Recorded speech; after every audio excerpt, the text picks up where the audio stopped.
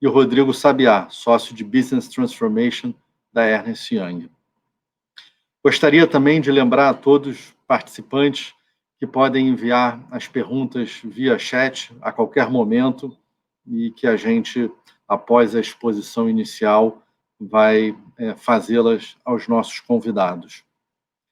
A nossa ideia hoje é que os convidados façam uma breve apresentação desse estudo que eu mencionei e, na sequência, a gente vai bater um papo, fazer comentários e receber as perguntas de vocês. Tá? Então, queria dar as boas-vindas aos nossos convidados e podemos começar a apresentação.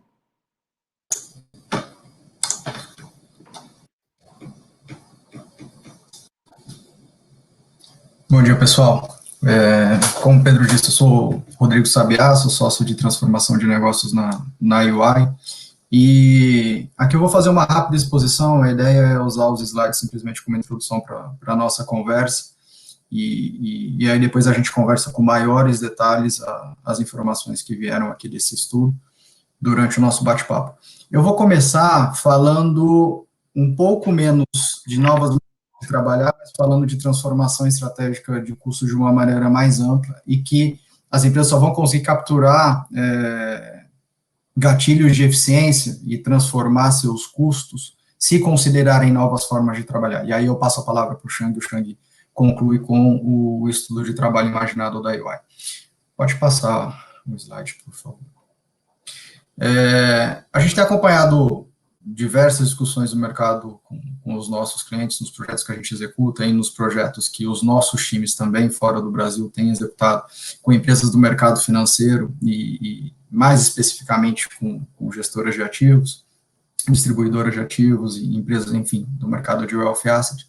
E a gente conseguiu mapear algumas alavancas, oportunidades de ganho de eficiência para essas organizações que estão cada vez mais pressionadas, dado o contexto que a gente está passando. Então, todas as empresas têm, de certa maneira, uma obrigação de buscar um maior nível de eficiência no seu modelo de atuação, e aqui a gente identificou alguns desses pontos, tá? Quando a gente fala de distribuição, tem uma oportunidade bastante grande para fazer uma revisão dos canais de distribuição, revisar as localidades físicas de distribuição também que as empresas possuem, fazer escolhas e renúncias e optar por sair de canais que não estão sendo eficientes o suficiente ou que apresentam alto custo, aplicar um pouco mais de tecnologia e fazer transformação digital para fazer o atendimento dos clientes e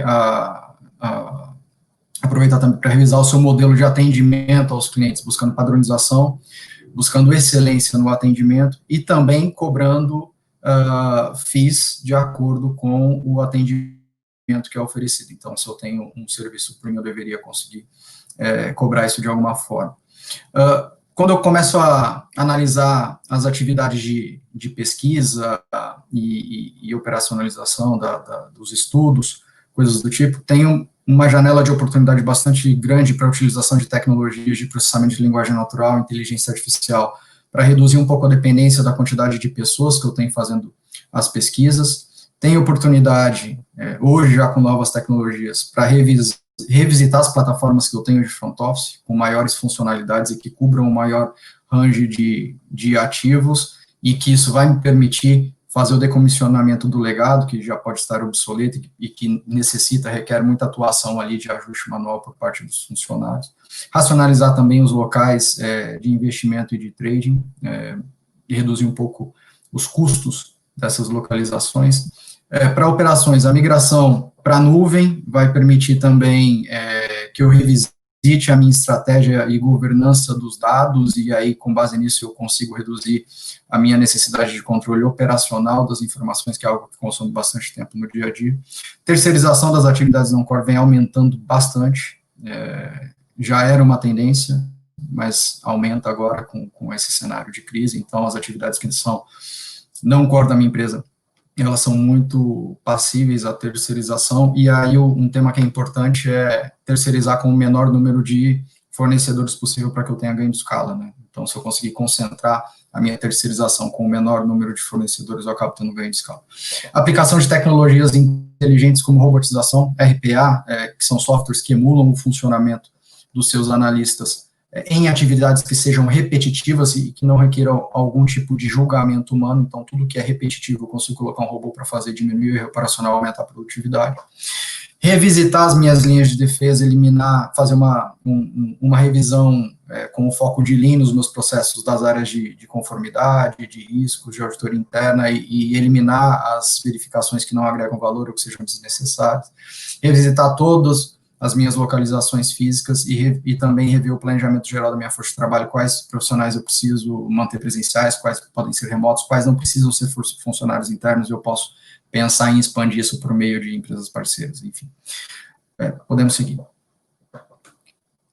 E aqui eu só vou usar de gancho um aperitivo porque o Shang vai falar, que todas essas eficiências que eu acabei de mencionar, elas só são possíveis de serem capturadas caso a gente considere novas maneiras de trabalhar. Então, quando a gente pensa no novo mundo que seguirá agora após a pandemia, um estudo da UI identifica que até 40% da força de trabalho de empresas do setor de Wealth Asset Management podem trabalhar de maneira permanente em casa. A gente não sabe se isso vai se confirmar, mas é uma estimativa, 40% da força de trabalho teria condições de trabalhar de casa e as empresas aparentemente estão dispostas a isso. Para os colaboradores que voltarem para o escritório, o ambiente ele vai estar muito mais focado na saúde e no bem-estar dessas pessoas e novos padrões de trabalho devem surgir, inclusive com a utilização de profissionais freelance no que a gente chama de economia gig, que é o tema que a gente explora também na sequência. Se eu adoto essas novas maneiras de trabalhar e consigo, de fato, mudar a maneira de gerenciar minha força de trabalho, eu consigo revisitar as minhas localizações físicas, consigo aproveitar de maneira melhor o trabalho remoto, os modelos híbridos, encontrar oportunidades de redução de custos, porque eu vou ter aumento de produtividade, vou diminuir a ausência dos meus funcionários, o afastamento também dos colaboradores, e também trabalhar o tema de compensação de benefícios para esse novo cenário. Dito isso, a gente explora esses temas com maior nível de detalhe depois do nosso bate-papo, mas eu passo a palavra para o Shang dar prosseguimento. Obrigado, Rodrigo. Boa tarde, pessoal. Tá bom? Então, eu sou o Shang, né, sócio da Ernst Young, que agora a gente chama de UI, e eu fui um dos coordenadores do nosso projeto, nosso programa de retorno seguro das nossas pessoas para a nossa região de Latam South. Tá? Então, nós trabalhamos com mais de 11 mil pessoas, onde logo que começou a pandemia, a gente teve essa preocupação, justamente dizer para as pessoas o que elas tinham que fazer, o que é esperado delas, e justamente orientar nesse novo normal. Né? E a questão, acho que a gente precisa discutir aqui é o que é o novo normal, né? Porque muitas das coisas que eu tenho escutado, até porque muitas empresas, né, onde nós fomos consultados, né, onde a gente também fez consultoria para elas, nesse sentido, foi o que eu tenho que fazer. Né? Então, o que fazer, né, porque todo esse arcabouço que o Rodrigo ele passou, de fato as empresas elas precisam. Tá? Mas é importante a gente entender que esse novo normal, o que ele tem de característica nova comparado com outras crises, né, se vocês lembrarem, nós tivemos no passado outras crises como gripe aviária, né, e tudo mais, mas a diferença está na intensidade com que as coisas acontecem. Nós temos uma gripe muito mais mortal, uma gripe que se espalha muito mais, né, e, portanto, as ações tomadas para isso, elas são também, por sua vez, intensificadas. Por isso que ter um cuidado maior, distanciamento, máscara, isolamento, né, as mesmas questões que aconteciam também na outra gripe, as pessoas maior de idade, as pessoas da linha de frente, todas as questões. Mas, de novo, esta ela é muito mais intensa, ela é muito mais mortal. Mas, o que eu queria tranquilizá-los não há também umas soluções do outro mundo. Né? O que o mundo tem que fazer? Tem que correr naquilo que era exatamente a outra, buscar uma vacina. Né? E, graças a Deus, né, já tivemos a primeira, né? Acho que todo mundo agora está passando por um momento um pouco mais aliviado, que queira ou não, a primeira vacina foi aplicada, né? Acho que está no noticiário que todos vocês devem acompanhar, E estamos em vias disso. Então, o momento ele é super oportuno, porque nós estamos justamente no momento de inflexão em que, além da gente pensar sobre como trabalhar nesse novo normal, ou seja, o que é que fica da pandemia para frente, é como é que nós voltamos agora, considerando essa questão tangível, né, da vacina que está aí. Então, é alguma questão de meses, nós já teríamos isso colocado. Então, eu acho que é um momento bom para a gente justamente fazer um debate sobre isso. Tá? Mas eu queria colocar esse ponto da intensidade e, portanto, isso pode direcionar alguns entendimentos. Se puder avançar no slide, por favor. Bom, e é justamente falar também o que a gente trouxe, tá, dessas interações com os clientes, das pesquisas que nós temos feito. Por favor, o próximo. E aí, capturando de uma forma geral, o que nós estamos percebendo dos grandes movimentos. Né? E veja, vocês constatarão que são coisas muito claras, né? São coisas que chegam a ser óbvias, né? Ou aquelas que são possíveis de serem feitas, né? No momento pandêmico, né? Numa era de crise. Então, com certeza, todas as empresas estão revendo a utilização do espaço, e acho que essa é uma questão muito importante, você não é só rever a questão do espaço, é rever o significado, né, o porquê da utilização desse espaço.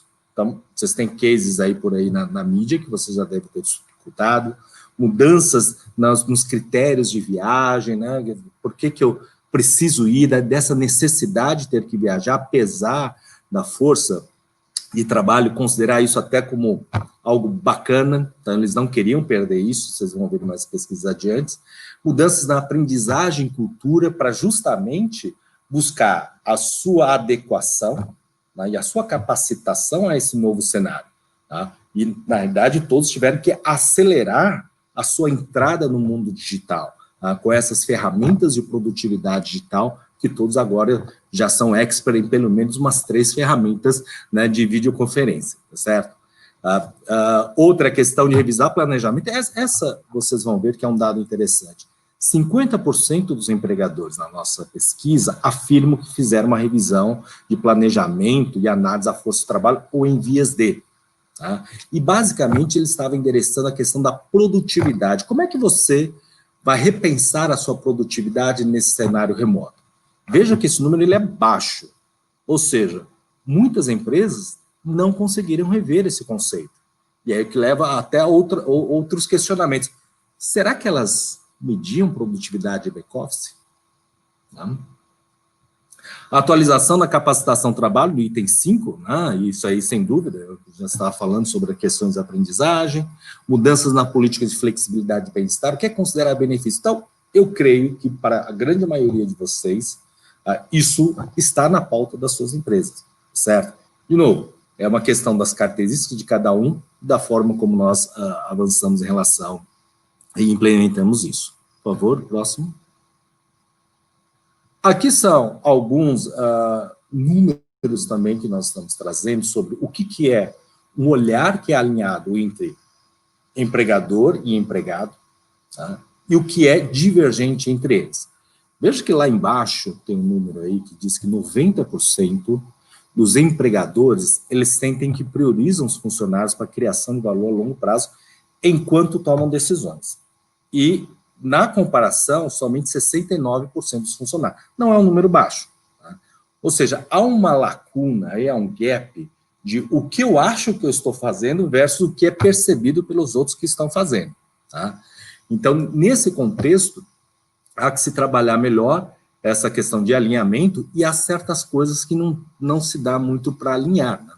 Porque, por exemplo, do lado do empregador, ele sempre tem um desafio da viabilidade do negócio, né? De uma gestão eficiente, né? Econômica e financeira do seu negócio. Então, ele tem que sim buscar aumento de receita e otimização de custo. Isso independe de uma era pandêmica ou não. Né? Isso é questões de melhor gestão. Né? E aqui, nesse momento, ela é intensificada. Então, evidentemente, qualquer decisão que você toma que impacte benefícios, e que, portanto, você queira reduzir os custos em relação a isso, isso vai gerar um embate entre o empregador e o empregado. Agora, qualquer coisa que se relacione a um ganho de receita e um ganho individual, enquanto aprendizagem, adaptação, isso é claro que está alinhado entre as duas partes. Tá? Então, muitas empresas sim investem nessas capacitações e muitos funcionários o querem sim. Então, essa é uma linha de convergência.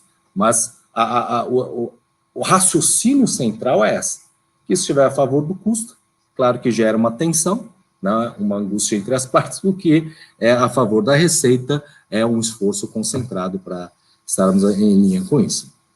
E aí, no próximo slide, para finalizar, tá, é aqui onde a gente fala de uma das formas que você conseguiria responder a uma das perguntas fundamentais. Né?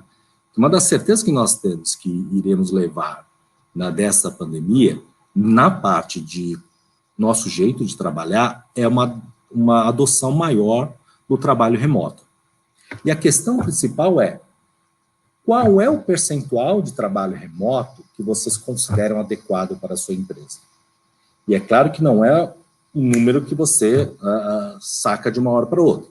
Há critérios, né, em que você precisa escolher para determinar como é que a sua empresa e as engrenagens elas irão se sincronizar com a parte presencial e a outra remota. E aqui é um conjunto de exemplos dessas engrenagens, né, que você precisa utilizar e é onde a gente ajuda algumas empresas nesse sentido como case. Tá? Mas eu não queria passar demais do tempo e deixar o Pedro aí conduzir a nossa sessão.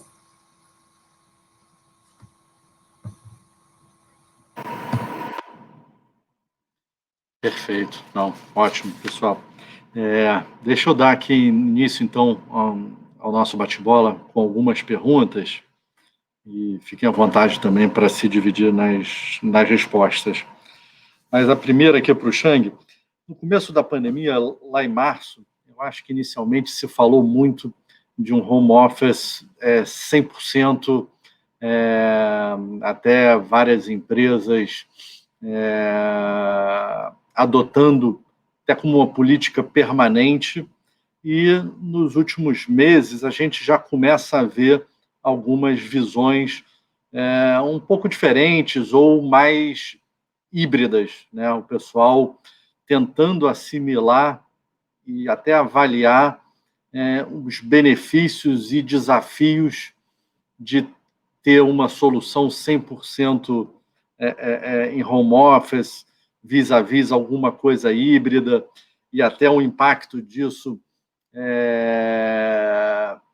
em aluguel, em espaços físicos.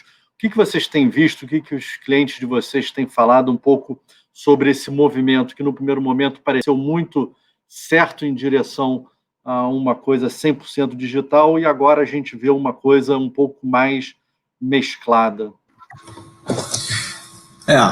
Obrigado por essa pergunta, e de fato ela é uma das essenciais, né? Quer dizer, eu vou ou não vou para todo home office, e a pergunta é sempre o meio de campo aí, que é o híbrido. Então, uma parte sim remoto, uma parte presencial. Isso é o que eu vejo acontecer na maioria das empresas, porque elas perceberam, primeiro, que elas conseguem sim trabalhar de uma forma remota, times especiais que estão, por exemplo, linhas de produção, né, pessoal que está monitorando a linha de produção, chefias e tudo mais, com o pessoal do back-office. Isso é possível. Tá? Segundo, aqueles que chegaram a ter esse pensamento extremo de vamos tornar tudo remoto, porque ela traz bastante benefício, né? Imagine você não ter custo, né, de manutenção, de facilities, né? Água e luz, inclusive, né, tem um case famoso aí de uma seguradora que ela já alugou parte do prédio dela e ela economizou e, inclusive, está gerando uma receita com aluguel. Mas não é o caso da maioria. Então, eu acho que depende muito da situação, tá? Mas tem um terceiro fator, que aí eu vou citar o Satya Nadella, que é o CEO da Microsoft. Ele fala assim, o grande medo que ele tem na questão do trabalho remoto é a perda do capital de relacionamento da empresa. Né? Eu crio, em que eu tenho uma parte de inovação, muitas vezes ela acontece quando eu encontro alguém, às vezes as ideias, e muita gente fala sobre isso, das ideias do cafezinho, os encontros no corredor, né, que é quando você conversa um cara e fala de uma oportunidade, o outro conhece o outro. Então, esses momentos realmente você acaba perdendo. E é por isso que um dos grandes players aí do mercado financeiro, que é, olha, nós vamos fazer todo o trabalho remoto, mas nós vamos ter um espaço de convivência em que vou poder ter a parte do aprendizado, as pessoas vão poder se encontrar, mas a ideia não é de ficar lá para trabalhar. E aí você tem também a questão cultural, né? O brasileiro, né, nós somos um povo onde nós gostamos da proximidade, né? Nós temos essa característica. E aí vai ser difícil combater esse traço da cultura, né, da nossa cultura, que não é uma cultura empresarial, é uma cultura do povo, portanto, é preciso medir. Mas, em suma, a linha realmente está indo para o Legal. E quando a gente... Alguém quer adicionar? Rodrigo ou Emerson? Não, podemos prosseguir. Tá. E aí, quando a gente olha as percepções internacionais, elas se diferem muito do que vocês têm visto aqui nas empresas brasileiras? O quão diferente está sendo para nós, né? Principalmente quando a gente pensa também em infraestrutura, né? Que é uma coisa que aqui a maioria das casas acaba tendo uma limitação maior do que eventualmente em países mais desenvolvidos. Como que vocês veem essas eventuais diferenças em relação a outro mercado? Então, eu acho que tudo isso tem a ver com o como você consegue controlar, né, como é que está essa parte da pandemia no povo, é o que determina o estágio em que você começa a dizer, eu volto mais para o escritório ou não. Né? Então, precisamos parar uma questão que é viabilizar um trabalho remoto versus a condição de eu poder ter um trabalho presencial. Tá? Então, para aqueles países que estão com uma liberação maior, né? Então eu pego o caso da China, né? No caso da China, eles já estão voltando ao esquema de trabalho, mas adotando definitivamente a questão do protocolo. As pessoas têm protocolos para subir ônibus, transporte público, tal qual. No nosso caso, procurar fazer o distanciamento, usar máscara e coisas desse tipo, mas eles já estão voltando basicamente antes da pandemia. Né? Enquanto que, no caso dos Estados Unidos, né, que eu tenho acompanhado, é que sim, em algumas localidades, né, algumas coisas que têm a ver com azul e vermelho, né, das últimas eleições, mas que tem alguns lugares, sim, que o pessoal está respeitando mais, mas que eles estão voltando e tem um percentual maior de trabalho presencial. Mas aí, nesse caso, é realmente de você não ter um controle absoluto, né, de como seria em cada uma das localidades, diferentes, no caso, de um regime chinês. Tá? Mas no Sudeste Asiático, por sua vez, onde o controle ele é maior, também está refletindo a situação da China. Né? Ou seja, as pessoas, de fato, elas estão tendo maior retorno, né? Essa taxa de retorno ela é maior, e o que eu vejo é que depois que passar essa pandemia, com todo mundo com a vacina, e por mais que você tenha um trabalho remoto, nós vamos ter um percentual residual de adoção de trabalho remoto. Tá? Eu não digo que nós vamos voltar totalmente ao patamar anterior, mas irá se verificar que hoje, que o pessoal fala em híbrido, tipo 50%, 60% presencial, 40% remoto, eu entendo que meu feeling nesse caso é que ele caia bastante na parte remota, após a vacinação e tudo mais, e o pessoal fique aí em torno dos 10%, 15%, coisa não muito diferente do que nós tínhamos antes da pandemia. Pedro, se me permitir, eu gostaria de complementar um pouco com a visão.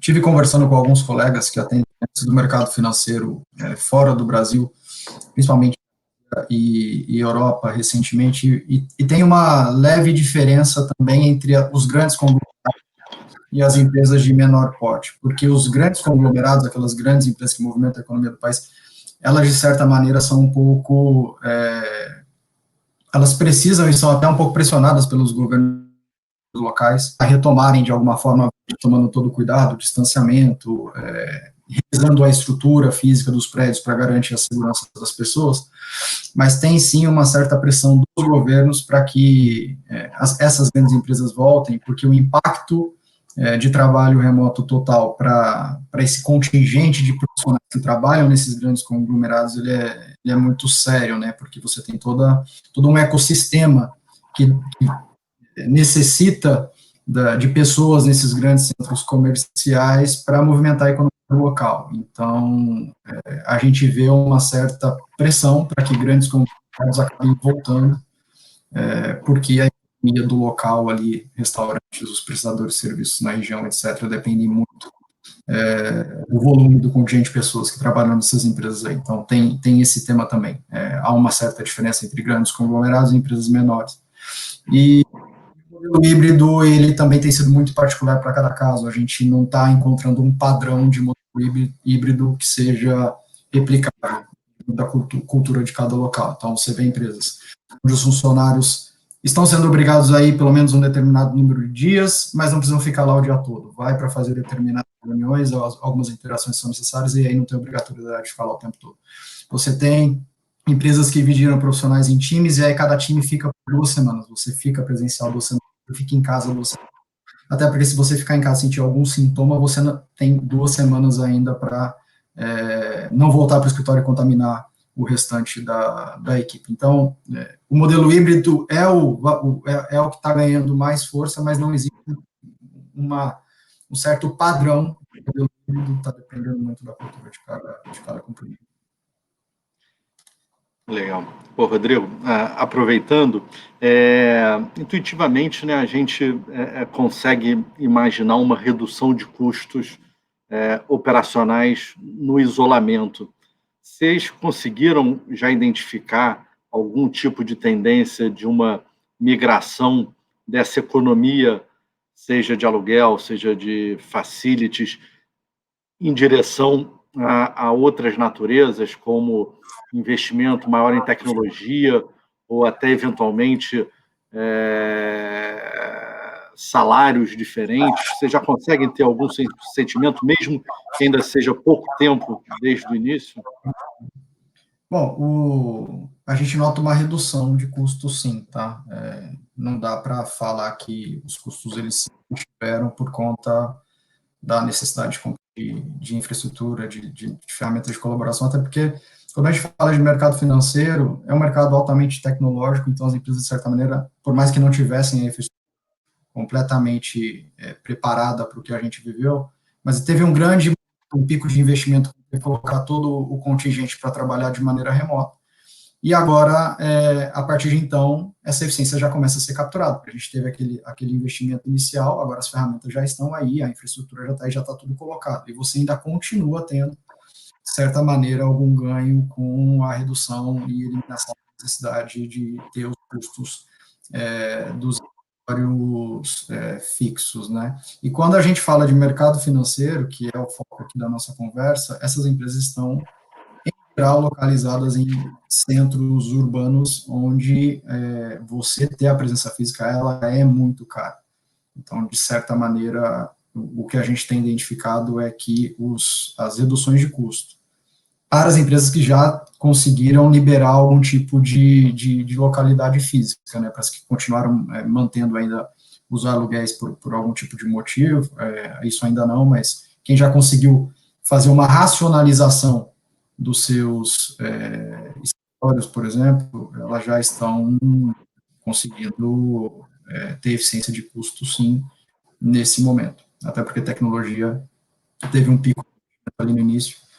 Obviamente, os gastos agora com tecnologia estão num patamar um pouco maior, mas eles são menores do que as reduções que a gente está vendo nos.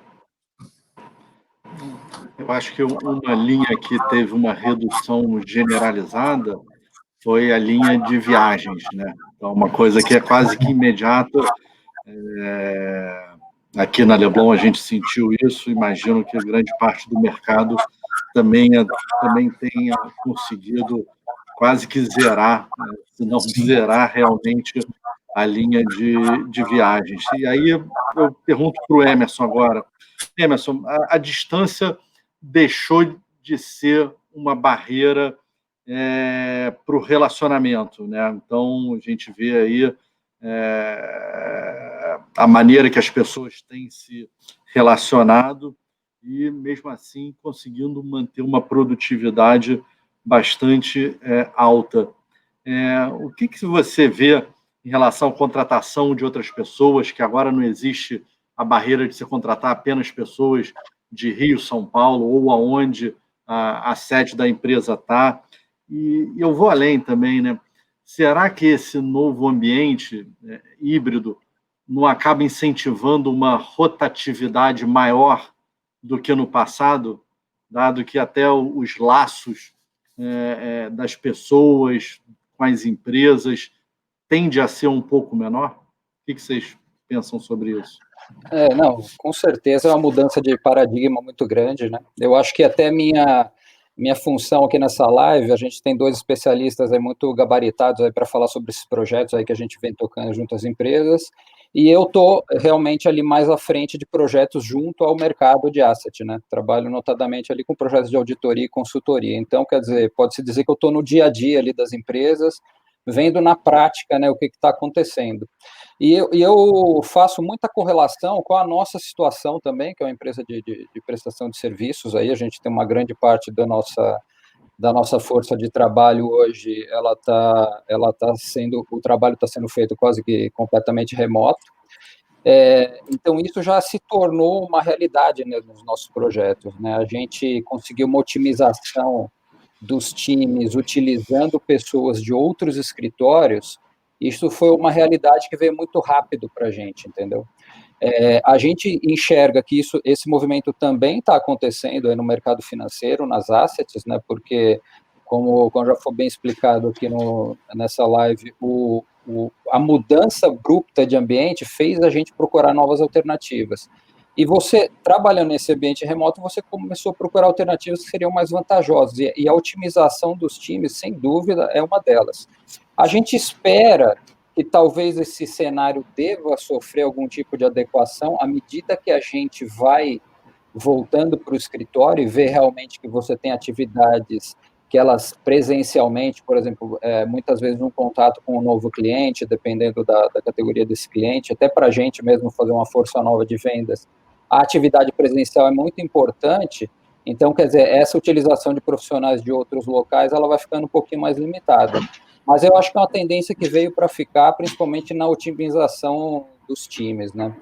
Com relação à produtividade, eu só tenho uma ressalva a fazer. A gente falou um pouquinho de produtividade mais para trás.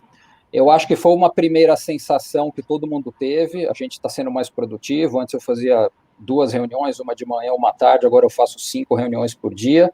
Eu acho que foi um primeiro sentimento que todo mundo teve, sem dúvida, né? Conseguir fazer mais coisas durante o dia. Mas é algo que a gente está revendo também, assim, quais são os efeitos disso nos profissionais, né? Então, são conversas que a gente tem com os nossos clientes, né, com participantes aí do mercado, que a gente, o mercado, de uma maneira geral, já está revendo até a carga de atividades que estão sendo exercidas no dia a dia, né, para você realmente não sobrecarregar aqueles profissionais. Mas, enfim, é a realidade que a gente está tendo que se adaptar agora, né? Acho que a gente vai ter erros e acertos e, com certeza, depois disso, a gente vai ter muitas coisas positivas aí para aproveitar daqui para frente. A minha percepção e até experiência própria é que o dia ficou mais longo, né? Um pouco mais, às vezes, desbalanceado, sem muita rotina, por assim dizer. Então, acho que também compartilho dessa sua visão, que no primeiro momento teve sim um pico de produtividade, mas a duração que está tendo dessa situação, acho que está fazendo com que as pessoas reavaliem e até sintam algum efeito desse distanciamento, dessa maneira de trabalhar, que, mal ou bem, ninguém estava preparado e não tinha muitos parâmetros, né? Todo mundo teve que aprender na prática. E aí tem também um período de ajustes que as pessoas e as empresas precisam fazer para extrair a melhor contribuição das pessoas. Queria reforçar para os nossos ouvintes que mandem perguntas, tirem dúvidas, para a gente ouvir aqui os nossos convidados. Enquanto isso, eu vou fazer aqui mais uma pergunta. Chang, para você aqui, como que nesse ambiente de distanciamento é possível e como manter uma cultura organizacional? Principalmente quando a gente pensa em novos funcionários e funcionários com pouca experiência, né? Estagiários, trainees, né? Todo esse pessoal baseava muito, era muito importante o contato presencial para que a curva de aprendizado fosse no menor tempo possível. Como que as empresas estão fazendo ou devem fazer daqui para frente? Esse é um ponto que, Pedro, tem sido crucial, né, isso para as empresas. E deixa-me trazer um pouco só desse meu lado acadêmico, um pouco de conceito, que é o seguinte, a gente pode definir de uma forma bastante simples cultura como o jeito como nós fazemos as coisas na empresa. Tá? Então, a cultura organizacional é o jeito como nós fazemos as coisas. Então, com a pandemia, eu tenho escutado muito da liderança justamente perguntas desse tipo, olha, como é que mantém a cultura? Pois uma das certezas é que a cultura vai mudar. Né? Então, acho que não tem como você se debater em fazer todo o esforço para se manter, né, a cultura como ela é. Então, a cultura vai mudar. Mas eu vou perder tudo dos meus traços culturais? Não. Porque uma das coisas que compõe a cultura é a parte dos valores, né, dos princípios organizacionais. Então, isto é uma escolha que a organização precisa fazer, do tipo, isto eu não abro mão. Né? Então, como todas as empresas, né, você tem as questões dos princípios da ética, né, da boa governança, né, de respeito. Né? Então, essas são coisas, são os valores que as empresas, elas realmente, em toda a sua decisão, elas sempre foram pautadas e que, mesmo nesse contexto, elas devem continuar pautando. A questão é que a cultura não é só isso. Né? Essa cultura, das vezes a gente fala, não, deixa eu alinhar todo mundo, né, e fazer isso. É possível, no caso da fazer videoconferência com isso? Sem dúvida é. De eu fazer uma conversa mais tete a tete no canto? Também é possível. Você perde alguma questão da falta de interação? Você perde. Né? Aqui nós temos uma cultura onde todo mundo aqui sempre se reúne uma vez por mês e a gente celebra os resultados, né? Ou bate um papo. Teve um caso de uma empresa que eu estava vendo que eles costumavam mandar sempre uns lanchinhos, né? Uns materiais que eu li, uns lanchinhos de boteco. Né? Bom, com a pandemia eles não puderam mais fazer esse evento mensal, em que é uma empresa pequena, onde eles poderiam fazer isso. Então, o que eles resolveram? Eles quiseram preservar isto e mandaram os lanches para cada das pessoas, né, toda vez que tivesse o evento. Então, é uma decisão, mas não há por que ter a angústia, né, dizer, poxa, vou perder a cultura. Não, sua cultura vai evoluir, com todo o mercado evoluir, com toda a sociedade evoluir, e aí a questão é, como é que eu quero, né, ou eu deixo a vida me levar, ou eu vou direcionando as velas de acordo com o que eu quero. Então, minha recomendação é, saiba exatamente qual é a sua cultura, identifique os seus valores e as mantenha, e defina como é que será o seu novo jeito de trabalhar. Eu só complementaria um tópico aí, a gente falou um pouquinho também de cultura, mas a parte de inserção dos novos funcionários eu acho que é extremamente importante também, né? De novo, através de conversas com os clientes, através dos nossos exemplos também, nós somos uma empresa que, historicamente, nós inserimos muitos funcionários novos todos os anos, né, através dos nossos programas de trainees. Então, esse ano foi um desafio completo, que eu diria que foi uma mudança de mindset, de você fazer um processo admissional e de treinamento totalmente online e muitas vezes com pessoas que não tinham experiências anteriores no mercado, nem mercado financeiro, nem qualquer outro tipo de experiência profissional. Então, isso nos forçou a adaptar os nossos processos, as nossas rotinas de seleção, enfim, de treinamento, para você mudar isso aí tudo para o modo online. Mas uma coisa que a gente tem levado muito em consideração, e acho que é muito importante, é que você tem que ter talvez um degrau superior de atenção com o funcionário novo que está entrando na empresa, porque esse funcionário já perde muito daquele contato social que a gente falou um pouquinho para trás, que o ser humano precisa desse contato social, é muito importante, inclusive para o aprendizado é extremamente importante.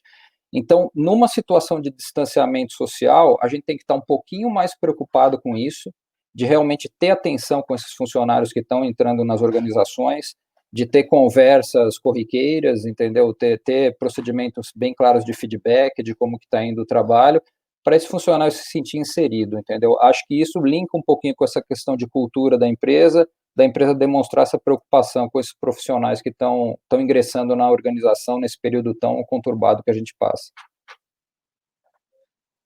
Sem sombra de dúvidas, esse ponto aí, para mim, é um dos mais desafiadores, né? Então, quando a gente pensa em empresas grandes, com vários funcionários, realmente a mentalidade e até determinados processos vão precisar ser revistos para que minimamente se crie um laço entre o funcionário e a empresa e a equipe, porque senão a coisa fica muito tênue, né? E aí... E essa rotatividade tende a aumentar, né? Se a gente não criar esse vínculo logo no início, né? É um fato, né? A gente tem que criar esse vínculo para contornar esse problema da rotatividade que tende a ser maior, os processos mais ágeis de seleção, inclusive, né? A gente tem que se adaptar a isso. Queria fazer um comentário breve aqui. Talvez essa tendência chegue para a nossa indústria, aqui para a indústria financeira, mas quando você pega o mercado de tecnologia, a pandemia fez com que a rotatividade já aumentasse exponencialmente logo nos primeiros meses, porque o trabalho de desenvolvedores, ele pode muito bem ser performado de maneira remota, e aí você eliminou praticamente todas as limitações geográficas que você tinha de ter no seu quadro fixo de colaboradores pessoas que estão em outros estados. Então, estou conversando com alguns clientes, bancos, que estão fora do eixo Rio-São Paulo e que antes conseguiam ter uma certa estabilidade no seu quadro de profissionais de tecnologia, mas que com a pandemia começaram a perder uma quantidade absurda de desenvolvedores para bancos de outros estados enfim, já foi um efeito imediato, justamente porque é muito difícil, estando remoto, você, primeiro, criar o vínculo que você consegue quando você está presencial, segundo, por barreiras geográficas, e aí empresas que antes não iriam atrás dos seus talentos, agora elas estão livres para fazer isso, para determinadas posições. Isso não vai funcionar, obviamente, para todo mundo, mas tecnologia, por exemplo, já está assim. Não, bem apontado. E, Rodrigo, nesse sentido, o que você vislumbra de eventuais mudanças de contratos de trabalho para se tornarem mais flexíveis? O que a gente já está vendo? O que a gente pode esperar aí no futuro em relação a essa parte mais formal de relacionamento com o funcionário?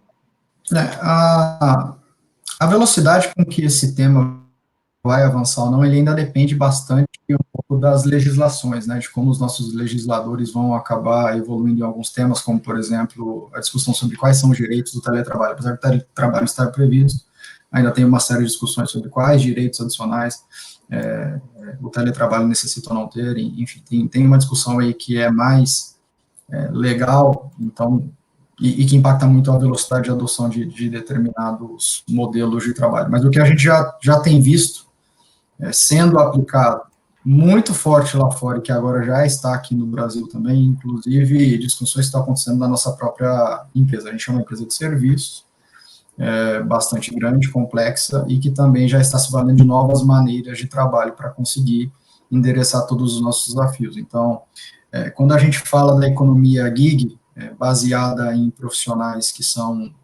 freelance, que não tem uma relação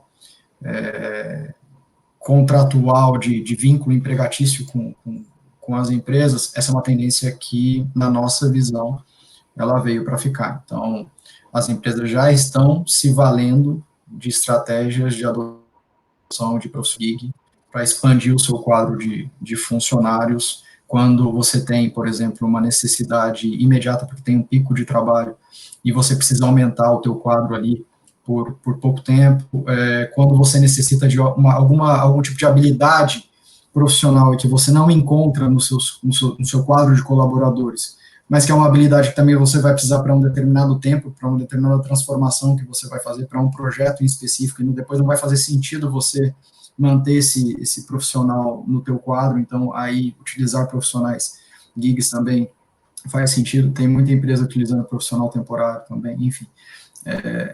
Não é que a gente esteja vendo modalidades inovadoras e disruptivas de contratos de trabalho.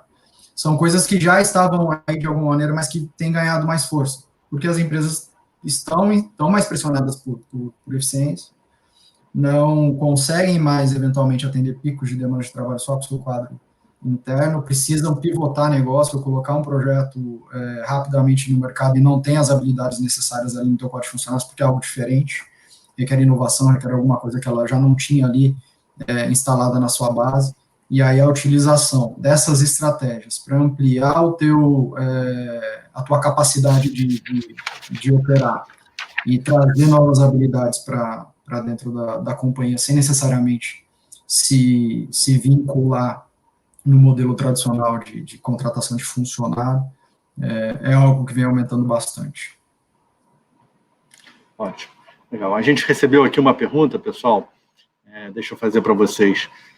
Pelo que vocês viram na pesquisa, as questões relacionadas à saúde e bem-estar dos funcionários também estão sendo levados em consideração na organização do retorno e desse novo modelo de trabalho? Queria que vocês comentassem um pouquinho aí essa parte aí que vocês viram. Dentro da nossa pesquisa global, né, 3/4, né, dos pesquisados que são desempregados, eles responderam que sim, estão preocupados com essa questão, né, da saúde, né, como é que essas pessoas elas estão, e veja, e isto é o que faz existir uma empresa, né?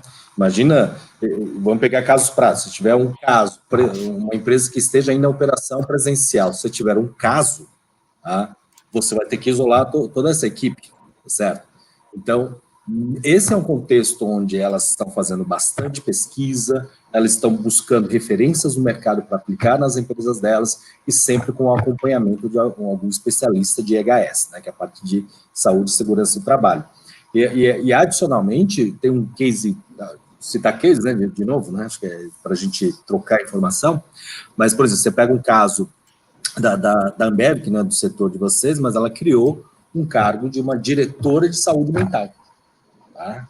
Para justamente trabalhar com o pessoal, uma vez que nós sabemos que equipes de alta performance, tá, elas não são equipes que trabalham sob pressão, mas muito pelo contrário, são equipes que respondem quando elas sentem uma segurança psicológica, né, portanto, elas estão bem de saúde mental também, e faz com que elas desempenham melhor. Isso já são estudos clássicos que já existem, e que, portanto, trabalhar nesse quesito, né, e com o pessoal de gestão de recursos, né, de gestão de talentos, que esteja mais antenado, sabe que isso é um investimento que não se pode deixar de fazer.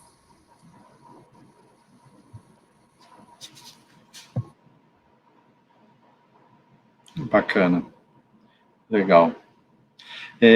No estudo de vocês, mostrou que há uma desconexão na visão dos empregadores e dos funcionários sobre as novas formas. Quais são as principais e como tratá-las? O que vocês identificaram nessa visão? Eu vou começar aqui só para, né, da linha da pesquisa. Nós temos uns pontos que justamente fala sobre essa questão da divergência, e ela tem a ver com boa parte do que eu estava dizendo. Evidentemente que os funcionários, né,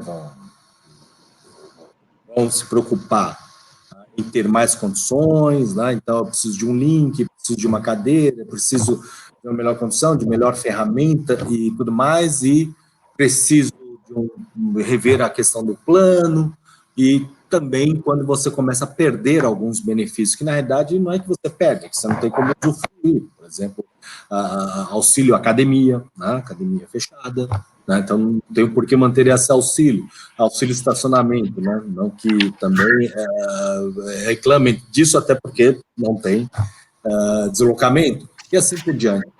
E quando você tem questões nesse sentido, você tem uma pressão na parte de custos, que, por sua vez, os gestores já têm uma pressão na perda de receita, que é o que acontece naturalmente. Né? Então, equilibrar, né, o teu pessoal, né, que vão fazer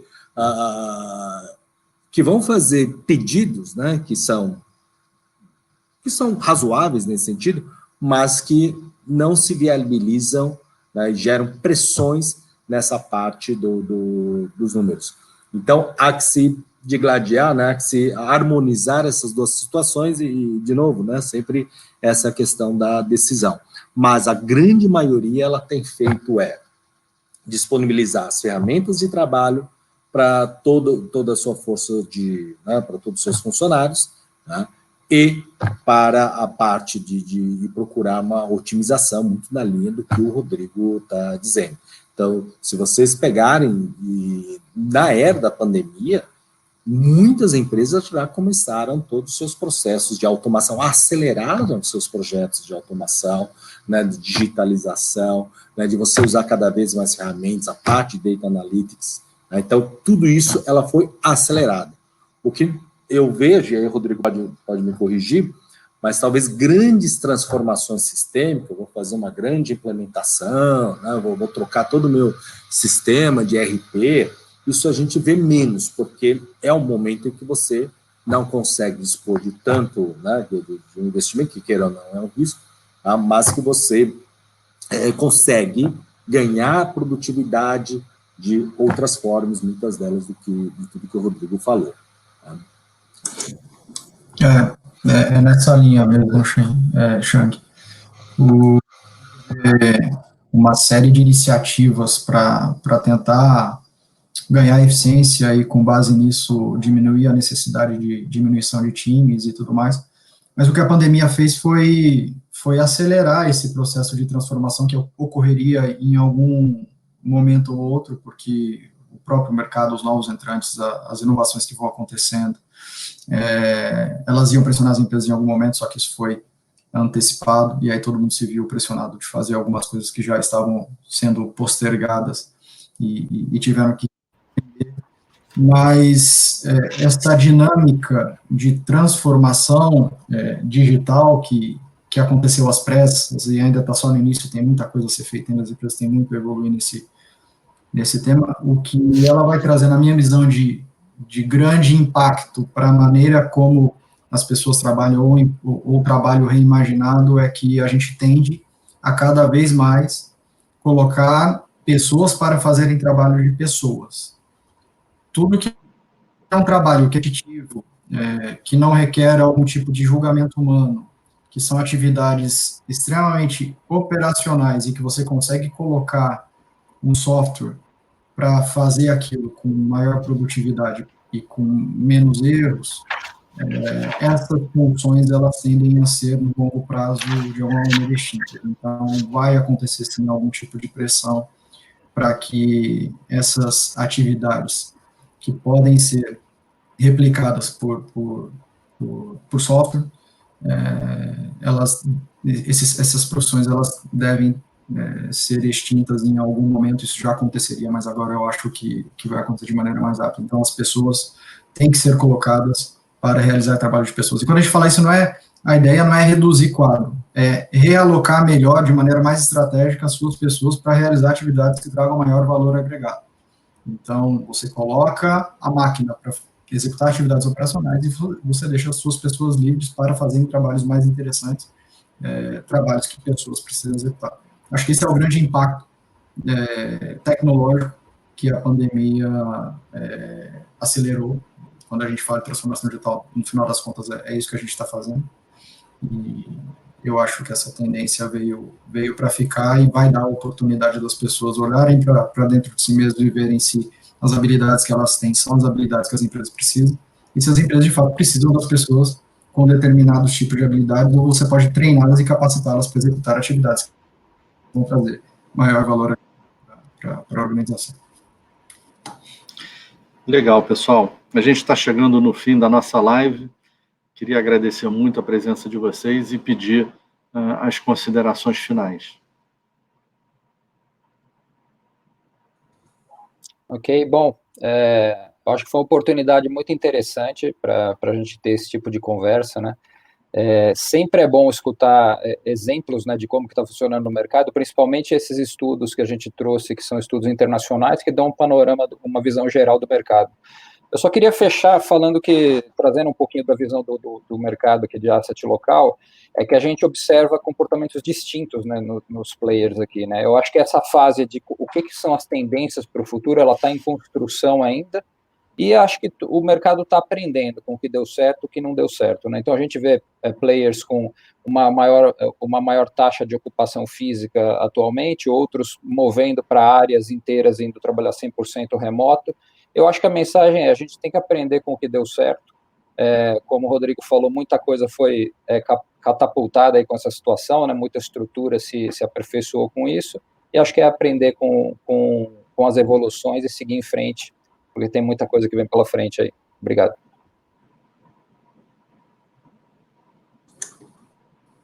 Posso complementar? Na verdade, eu só queria agradecer a disponibilidade de todo mundo. Espero que a discussão tenha sido rica e a gente fica à disposição também de todos, caso queiram explorar com um pouco mais de detalhes esses sistemas. Mas agradecer. Acho que a conversa foi válida, espero que tenha sido válida para vocês também. Obrigado a todos, né, pelo tempo. Estamos sempre à disposição para trocar essas ideias, experiências. Né, e firme aí, né? Está chegando a vacina, né? Resiliência colocada a toda a prova para todos nós. Mas vai passar, mas ainda não passou, né? Então continuem tomando seus cuidados, tá, pessoal? E nos vemos presencialmente em breve. Isso, ótimo. Pessoal, muito obrigado a vocês. E queria lembrar aos nossos ouvintes que semana que vem a gente vai ter mais uma live, Insights 2021, e o tema será o desafio do cenário mundial de juros baixos. Vai ser no dia 15, meio-dia. E, mais uma vez, queria agradecer a todos e lembrar que a gravação completa da live de hoje vai estar disponível no Workplace e daqui a uns dias no YouTube. Uma boa tarde e até a próxima. Obrigado, gente. Boa tarde, pessoal. Um abraço.